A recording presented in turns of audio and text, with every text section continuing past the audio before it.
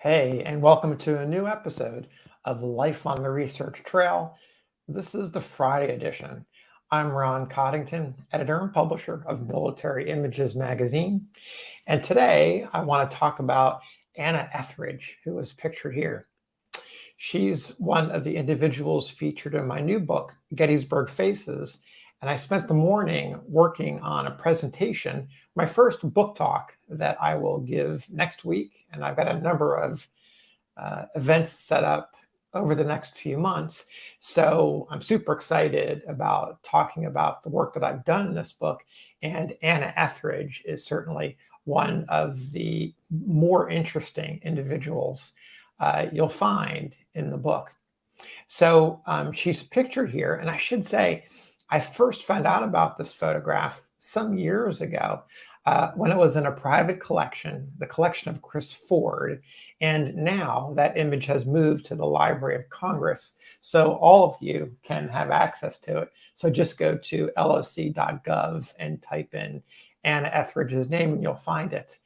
What I think is striking about this image is that she's wearing the Kearney Cross, or the Kearney Cross, which was given to her and hundreds of other Union soldiers and another vivandière, Mary Tepe, or French Mary, following the Battle of Chancellorsville for their bravery.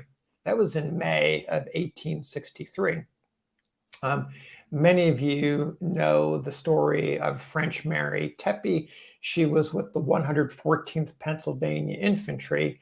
This is Anna Etheridge, who is perhaps not as well known as French Mary, but Anna, like French Mary, was a vivandière, only Anna served in the 3rd Michigan Infantry. So there's two things that strike me about this photograph. The medal that she's wearing is certainly striking in and of itself, but it makes me think about why she's actually wearing it, because she was not known as a prideful person. In fact, she was rather withdrawn. And one of the quotes that I found during the course of my research comes from one of her biographers. And I'm going to read you this quote, which I hope will maybe make you feel a bit more appreciative of the pride that she feels by wearing this medal, because she's not someone who is known to show off. So here's the quote. With strangers, she is very reticent and has a reserve and apparent pride of manner. With the soldiers, though sharing all their hardships, she never spoke familiarly and was held by them in the highest veneration and esteem as an angel of mercy.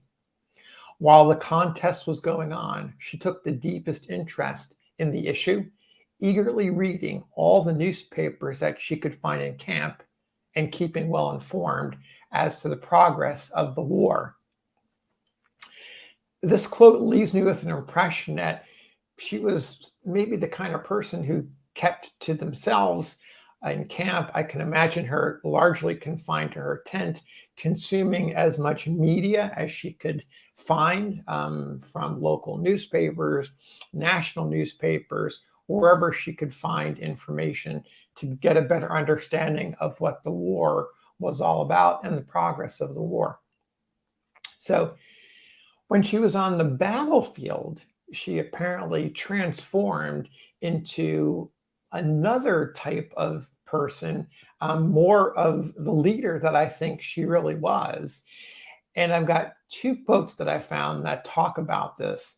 And the essence of these quotes, I think, gives you a sense of the steady type of person she was. And I think that these two descriptions I'm about to read also fit well with the observation of her biographer of Anna Etheridge, the quiet, reserved person in camp.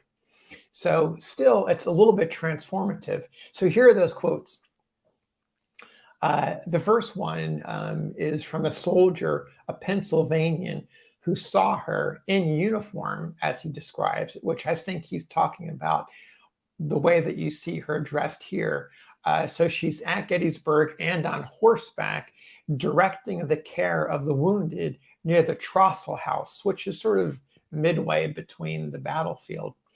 This Pennsylvania soldier says, she was cool and self-possessed and did not seem to mind the fire. That's one quote. There's another quote that from a Maine soldier who was also at Gettysburg, and the Maine soldier says this about Anna, quote, I remember the wounded crying for water and that noble woman, Anna Etheridge, trying to alleviate their sufferings.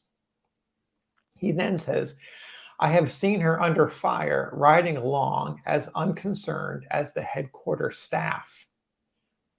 Interesting. It's another quote that suggests that she's calm, cool, and collected. All three of these quotes taken together are all consistent in describing Anna Etheridge as that collected person who was steady and dependable under fire and a thoughtful person.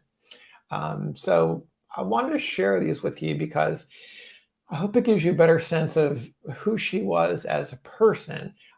You look at her in this photograph and you see her with a sense of pride wearing the medal, but beneath that, she's got a depth of character and a personality that I think is worthy of remembering. So that's my story for today.